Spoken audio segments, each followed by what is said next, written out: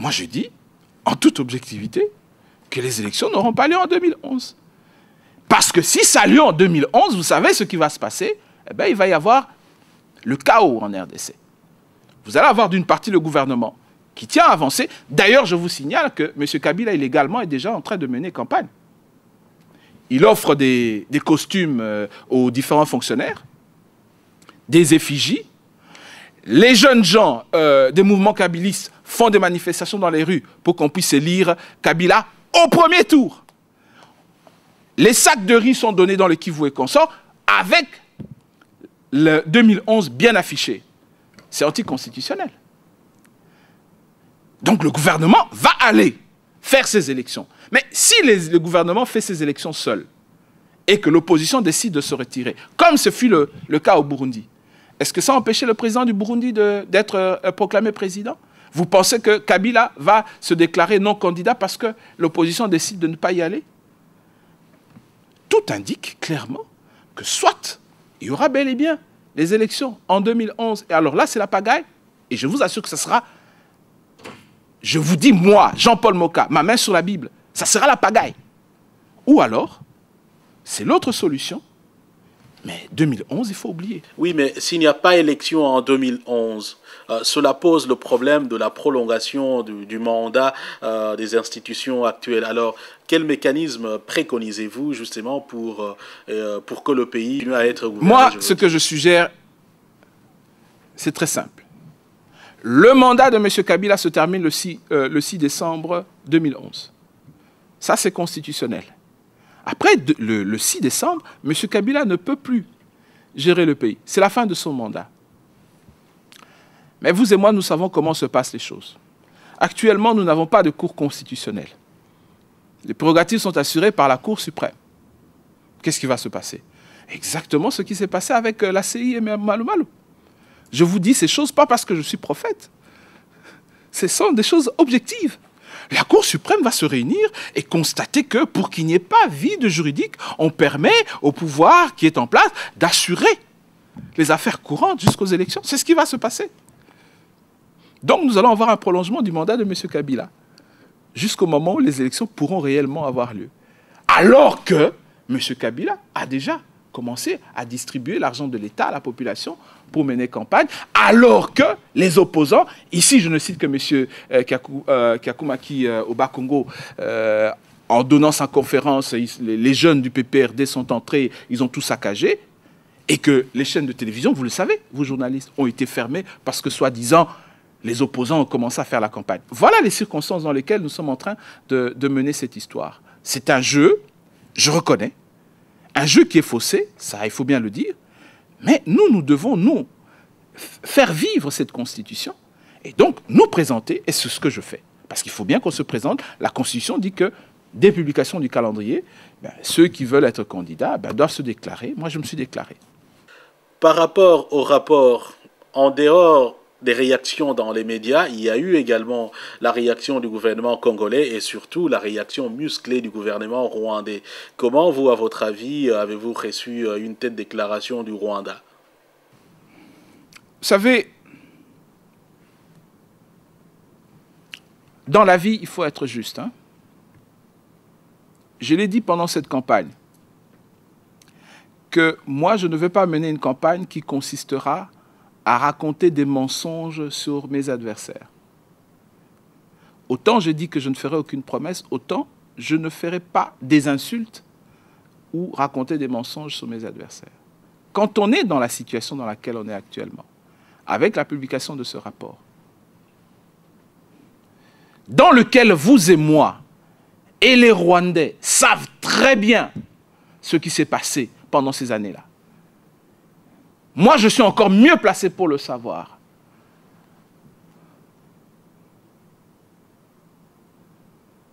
Peut-être que vous le savez. Je suis mieux placé pour savoir ce qui s'est passé dans cette période-là.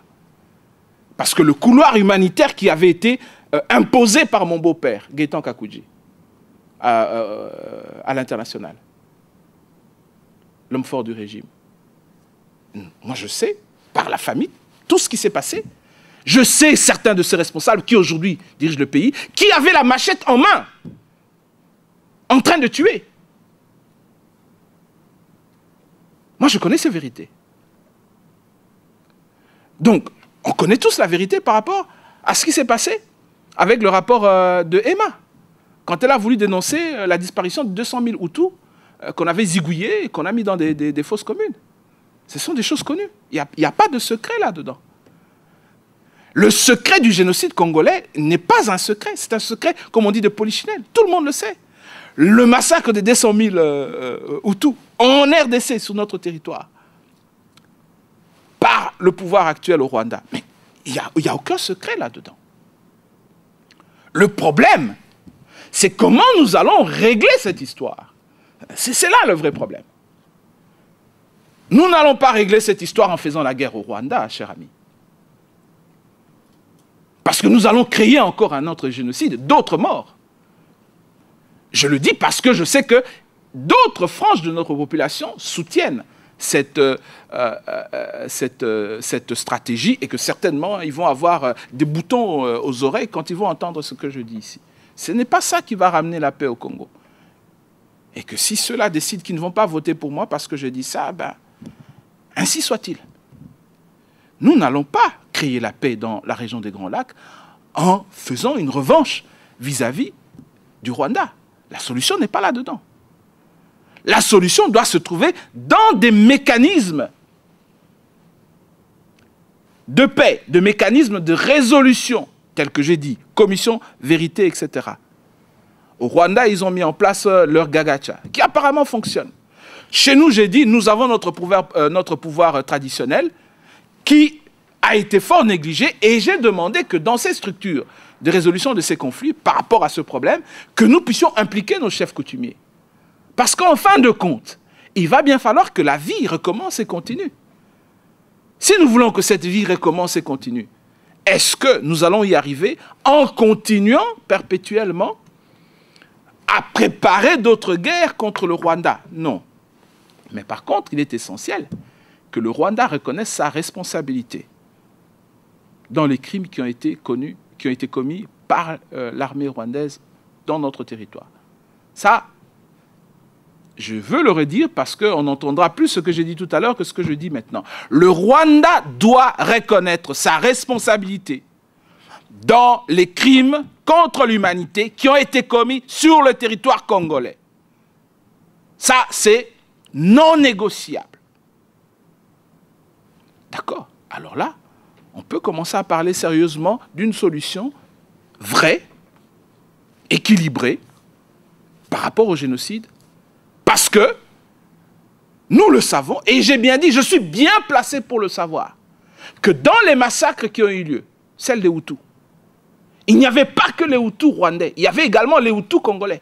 Et donc, si je comprends bien, il faut le jugement et la prison pour les criminels congolais, mais pour les criminels rwandais et autres responsables de la tragédie congolaise, il suffit qu'ils reconnaissent... Non, non, non, ce n'est pas ce que j'ai dit. J'ai dit qu'ils doivent commencer par reconnaître. J'ai dit tout à l'heure que nous avons déposé plainte à la Cour pénale internationale depuis 1999. Je l'ai dit. Jusqu'à présent, il n'y a rien qui se passe. Mais qu'on puisse d'abord s'occuper de cette plainte que nous avions déposée. Demandez à M. Kabila, qu'a-t-il fait de cette plainte? Pourquoi est-ce qu'on ne continue pas à insister sur l'exécution de cette plainte que nous avions déposée? Pourquoi recommencer, comme on dit, recréer une roue qui existe déjà? Mais la plainte, elle est déjà là. Si on pose une plainte à la Cour pénale internationale contre le Rwanda, ça veut dire quoi? Mais ça veut dire que nous demandons qu'il y ait jugement sur le sujet. Donc je ne suis pas ici du tout en train de dire autre chose que ce que j'ai dit tout à l'heure. Mais je dis que, étant donné qu'il s'agit de problèmes extrêmement graves, il y a une façon de gérer ce problème qui ne doit pas passer par la guerre. Y a-t-il un mot de votre part aux Congolais pour conclure cet entretien? En conclusion, je dis ceci au peuple congolais. Tango ekoki, chikondo chakukumbana, sa inatimia, ntangu infweni, ntangu menunga, ngonga eokoka. Le temps est venu de renouveler d'apporter une nouvelle génération de leaders avec des idées nouvelles pour reconstruire ce jardin d'Éden au centre de l'Afrique, qui est notre pays, la République démocratique du Congo. Je ne vous ferai aucune promesse, mais je peux vous garantir une chose, que lorsque je serai chef de l'État, vous allez pouvoir compter sur un homme qui place au centre de son action vous, le peuple congolais. Avant le Congo, on a trop parlé du Congo. Il est temps de commencer à parler du Congolais. Mais ce ne sera pas facile. Ce sera très difficile parce que cette transformation de mentalité va devoir passer par un certain nombre d'actions déterminées à court terme pour permettre à ce que dans les 6 mois, le panier de la ménagère puisse trouver une croissance, c'est-à-dire la maman qui va acheter un pain puisse en acheter 3, que les soins médicaux pour les enfants de moins de 12 ans soient assurés gratuitement, que les bancs de l'école soient mis en place et que les enseignants soient payés.